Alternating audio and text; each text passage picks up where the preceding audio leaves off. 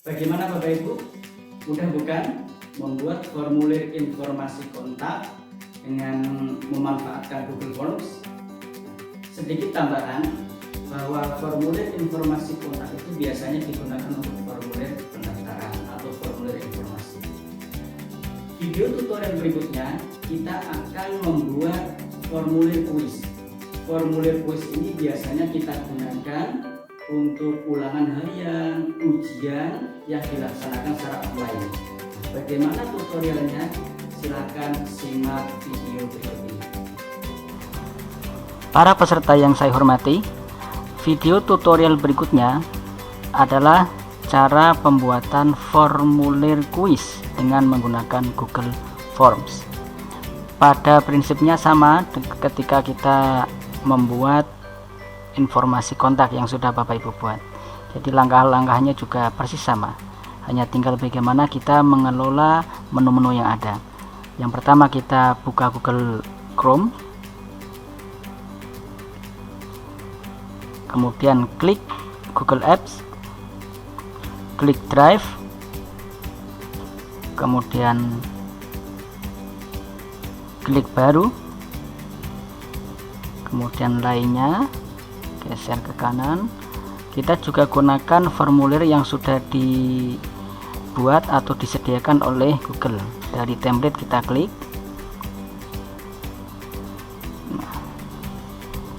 Kita pilih ya formulir terkait dengan pendidikan. Nah, ini kuis kosong. Kita klik di sini.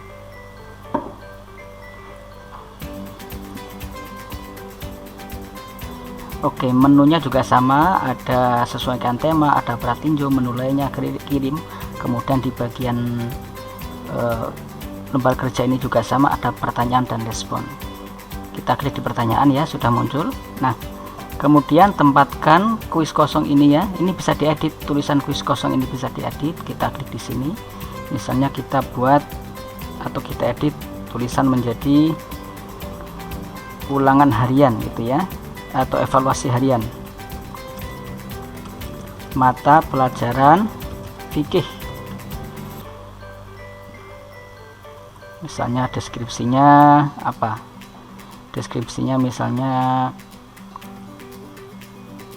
tema ya, atau bab. Kalau ulangan harian itu kan berarti sesuai dengan tema-tema yang sudah disajikan pada hari-hari tertentu. Ini bisa kita kosongi atau terserah Bapak Ibu mau diisi apa deskripsi formulir ini.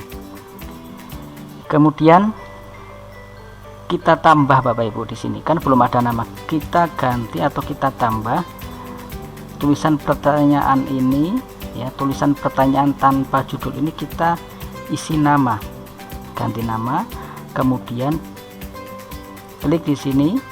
Cara menjawabnya adalah jawaban singkat. Jadi maksudnya adalah nama-nama siswa yang akan mengisi. Kemudian di sini klik wajib. Nah, seperti itu. Jadi sama persis ketika kita kemarin membuat atau tadi ya, mungkin Bapak Ibu membuat informasi kontak. Nama siswa di sini klik wajib supaya nanti setiap siswa mengisi nama di sini. Kemudian kita tambah lagi bagian pertanyaan ya. Ini kan baru satu ini. Baru satu. Kita tambah, klik. Setelah nama misalnya nomor absen, nomor daftar hadir ya, kalau absen itu kan tidak hadir, nomor daftar hadir. Kemudian kita juga pakai jawaban singkat, kita klik wajib supaya diisi.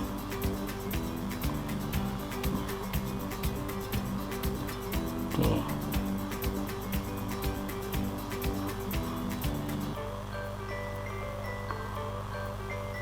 ini dihapus saja, ini validasi ini dihapus ya. Ini pakai deskripsi, ini kan ada tulisan validasi respon telah ditambahkan, kita hapus saja atau kita ganti ke sini atau kita klik deskripsi. Caranya adalah klik yang titik 3 ini, klik, kita jadikan sebagai deskripsi. Oke, atau langsung di sini dihapus. Nah, ini tetap ya, kita kembalikan. Saya ulangi lagi Bapak Ibu, ini saya hapus ya, saya ulangi.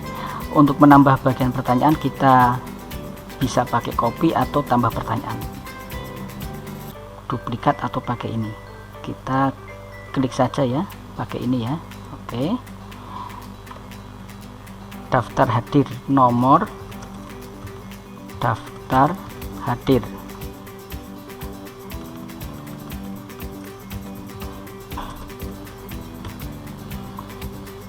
Jawaban singkat ya. Kemudian ini dihapus saja ya, ini wajib diisi.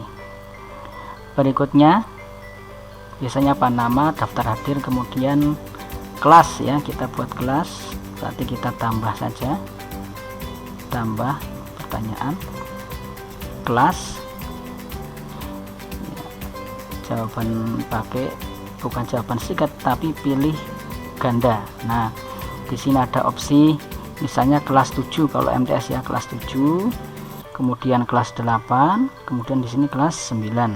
Nanti siswa mengisi kelas berapa. Ini juga diklik.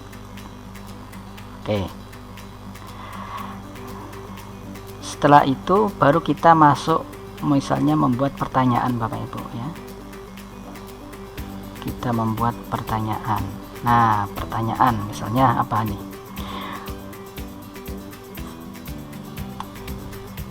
Apa hukum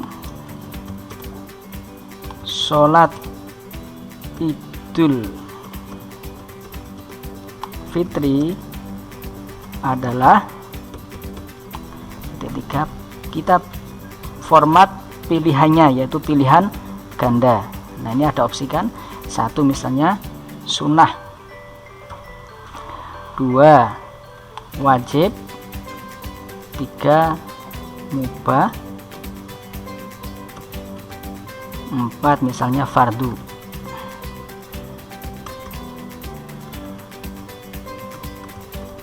Nah, sudah ada 4 pilihan jawaban, bisa ditambah lagi. Tapi kalau MTS itu kan berarti kalau MTS itu 4 pilihan ya, kalau pilihan ganda itu ada 4. Nah, kita tentukan kunci jawabannya.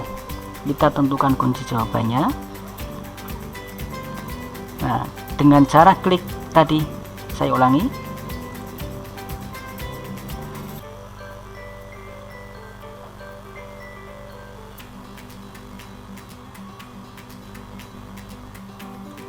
Saya ulangi ya, klik kunci jawaban. Nah, kunci jawabannya apa? Kalau sholat Idul Fitri berarti sunnah, kita klik di sini, klik. Poinnya berapa? Poinnya 1. Selesai. Nah, kita klik wajib supaya diisi. Nah, jadi Kak, nanti pertanyaan-pertanyaan atau bagian-bagian yang harus diisi itu harus dijawab. Kalau tidak dijawab oleh siswa, itu nanti tidak mau dikirim. Jadi mau nggak mau siswa harus menjawab. Tandanya adalah ada tanda bintang warna merah. Kita coba tambah soal lagi. Tambah 1 lagi misalnya buat soal. Hukum membaca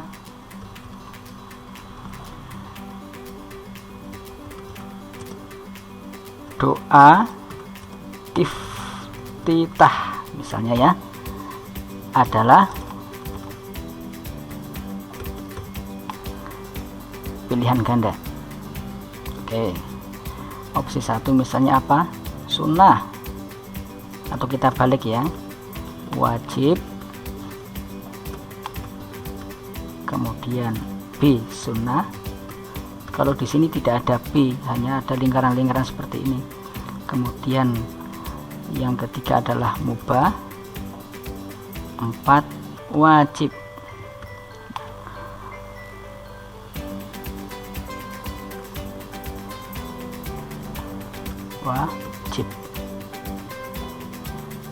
Wajib sudah ada ini ya, wajib sudah ada, tidak bisa ini ditulis lagi. Misalnya mubah, mubah juga sudah ada. Apa misalnya fardu ya, fardu. Nah, oke, ada 4 pilihan. sekarang kita tentukan atau kita buat kunci jawabannya. Kita klik kunci jawaban. Poinnya setiap soal 1. Boleh nggak lebih dari 1? Boleh. Kita tinggal klik tanda panah ke bawah atau ke atas. Kalau ke atas berarti poinnya semakin nambah, kalau ke bawah semakin turun. Nah, kita buat kunci jawaban. Hukum membaca doa iftitah adalah sunnah. Klik di sini, disimpan sebagai kunci jawaban. Selesai.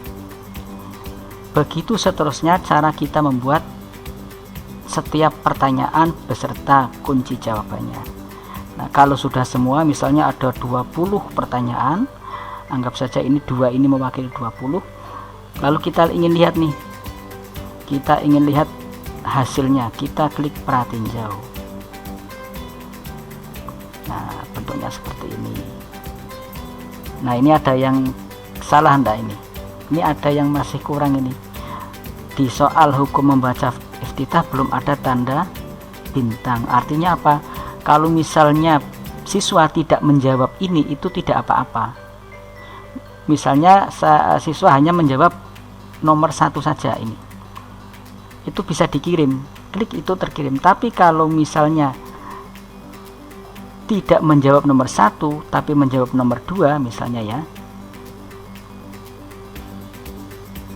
yang dijawab justru nomor 2 tetapi yang nomor 1 ini tidak, yang ada tanda bintangnya tidak, ketika dikirim itu tidak mau terkirim. Jadi harus kita perhatikan, kita lihat di sini.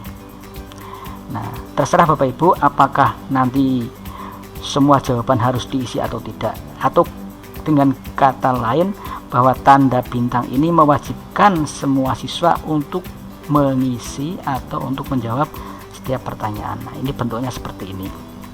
Nanti nama siswa siapa, kemudian daftar diri berapa, kelas berapa. Oke, jadi seperti itu.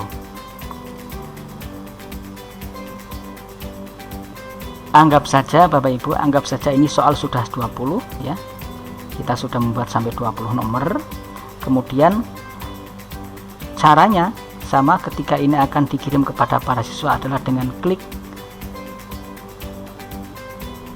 kirim. Nah, caranya sama. Apakah melalui email?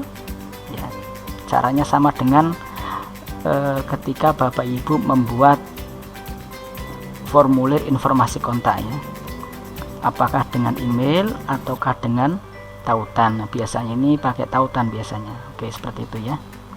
Kemudian nanti disalin. Nah, link inilah yang nanti kemudian dibagi.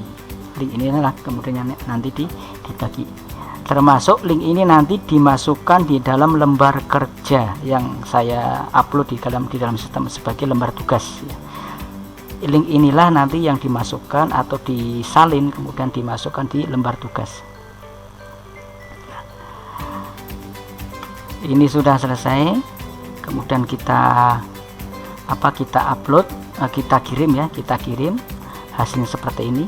Nanti siswa akan mendapatkan, ketika siswa membuka link, hasilnya seperti ini. Misalnya yang pertama dijawab nama Ahmad gitu ya. Kemudian daftar hadirnya nomor 2, kelas 7 misalnya.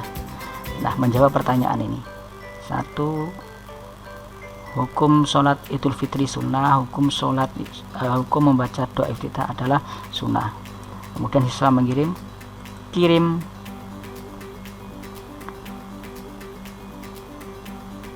Oke, sudah terkirim. Nah, kita ingin melihat berapa siswa yang sudah mengerjakan. Klik di mana? Di respon. Respon kita klik. Nah, ini sudah ada nama Ahmad sudah mengerjakan. Nilainya 100 ya. Itu satu tanggapan 100. Nilainya betul semua. Sholat fardu ini, hukum sholat Idul Fitri betul.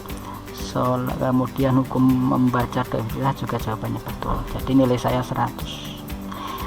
Kemudian kita ingin melihat datanya, kita klik Google Spreadsheet,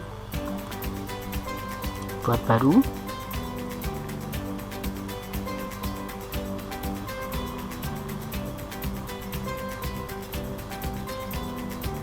Nah, datanya ada nama Ahmad, nomor daftar 2, kelas 7. Jawabannya sunnah. Itu Google Spreadsheet sebagai penyimpan data gitu ya. Sebelum saya akhiri materi ini, mungkin ada pertanyaan dari Bapak Ibu, di mana file formulir yang sudah dibuat, baik formulir informasi kontak maupun formulir kuis. Nah, untuk mengetahuinya adalah metode pengiriman formulir. Kalau misalnya Bapak Ibu menggunakan metode email, maka formulir yang dikirim oleh peserta itu tersimpan di alamat email yang Bapak Ibu gunakan. Sedangkan kalau yang dikirim kepada peserta itu link, maka apabila peserta mengisi formulir sebagai respon kemudian dikirim balik, akan tersimpan di Google Drive. Seperti itu. Saya kira itu, dan semoga bermanfaat. Saya akhiri. Assalamualaikum warahmatullahi wabarakatuh.